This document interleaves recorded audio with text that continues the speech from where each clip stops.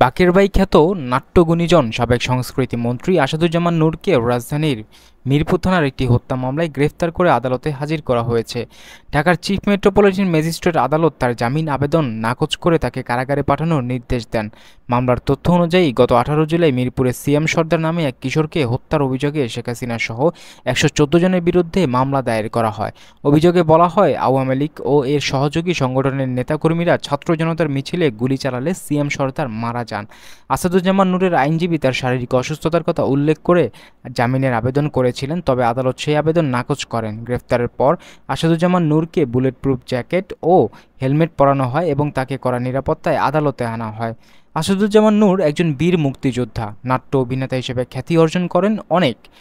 তিনি 2001 সালের থেকেই কয়েকবার সংসদ সদস্য নির্বাচিত হয়েছেন এবং 2014 সাল থেকে সংস্কৃতি মন্ত্রী হিসেবে দায়িত্ব পালন করছেন।